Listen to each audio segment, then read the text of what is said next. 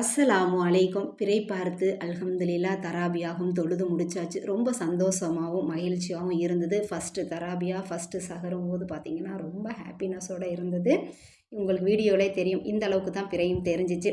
சஹருக்கான வேலைகளும் பார்த்திங்கன்னா ரெடி பண்ணிக்கலான்னு சொல்லிட்டு தொழுகையெல்லாம் முடிச்சுட்டு சஹருக்கும் பார்த்திங்கன்னா இந்த மாதிரி தான் கொஞ்சமாக நம்ம ஆணமாக காய்ச்சிக்கலாம். கறி ஆணமாக காய்ச்சியாச்சு.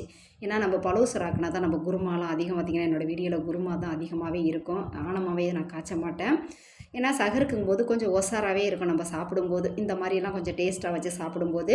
ஏன்னா ஃபஸ்ட்டு சஹருங்கும்போது எல்லாருக்குமே பார்த்திங்கன்னா சாப்பாடு அந்தளவுக்கு நம்ம எடுத்துக்க மாட்டோம். அதுக்கப்புறம் வரக்கூடிய நாட்களில் தான் நமக்கு சாப்பாடும் கொஞ்சமே நல்லாவே நமக்கு சாப்பிடவும் தோணும். குக்கரில் ஒரு 2 ஸ்பூன் அளவுக்கு ஆயில், 1 ஸ்பூன் அளவுக்கு நெய்யும் சேர்த்துட்டு 2 பல்லாரி வெங்காயம் நல்லா ஸ்லைஸாக கட் பண்ணி சேர்த்து வெங்காயம் நல்லா வதங்கினதுக்கப்புறம் 1 ஸ்பூன் அளவுக்கு இஞ்சி பூண்டு பேஸ்ட்டும் சேர்த்து இஞ்சி பூண்டு பேஸ்ட்டு நல்லா பச்சை வாசனை போகிற அளவுக்கு வதங்கினதுக்கப்புறம் 2 தக்காளியும் நல்லா வதக்கிட்டு அதிலே பார்த்தீங்கன்னா காரத்துக்கு ஏற்ற மாதிரி மிளகாய்த்தூள், மிளகுத்தூள், 1/4 டீஸ்பூன் அளவுக்கு மஞ்சத்தூள், அதிலேயே ஜீரகத்தூளும் சேர்த்துட்டு க்ளீன் பண்ணி எடுத்து வச்சுருக்க சிக்கனையும் சேர்த்து வீட்டிலேயே ரெடி பண்ணிக்கிட்ட கெட்டியான தயிரும் சேர்த்து தேவைக்கேற்ற உப்பும் சேர்த்து 2 பச்சை மிளகாய் சேர்த்துட்டு பார்த்தீங்கன்னா 1 ஸ்பூன் அளவுக்கு மல்லித்தூளும் சேர்த்து ஒரு 1½ கிளாஸ் அளவுக்கு தண்ணியும் சேர்த்துக்கலாம்.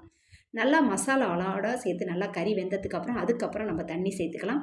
குக்கர் மூடி போட்டு ஒரு 3 விசில் விட்டு ரெடி பண்ணிக்கலாம். இந்த ஆணத்துக்கு பார்த்திங்கன்னா தேங்காவே சேர்க்காம தான் நான் ரெடி பண்ணியிருக்கேன். ஏன்னா சஹருக்குங்கும்போது நம்ம ஒரு வேளைக்கு மட்டும் தான் நம்ம எடுத்துக்க போகிறோம்.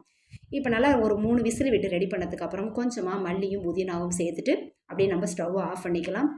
சஹருக்கும் பார்த்திங்கன்னா சஹருக்கு சாப்பாடு வேலையும் முடிச்சுட்டு ஃபஜர் தொழுதுட்டு குர்ஆனும் ஓதிட்டு கொஞ்சம் ரெஸ்ட் எடுத்ததுக்கப்புறம் தான் பார்த்திங்கன்னா இந்த வீடியோவை நான் டெலிகாஸ்ட் பண்ணியிருக்கேன். அல்ஹம்துலில்லா. இனி பார்த்திங்கன்னா காலை டிஃபன், மத்தியானம் லஞ்சுக்கெல்லாம் நம்ம லீவு விட்டாச்சு. ஒரு மாதத்துக்கு நமக்கு இந்த வேலைகள்லாம் கொஞ்சம் இருக்காது. அல்ஹம்துலில்லா.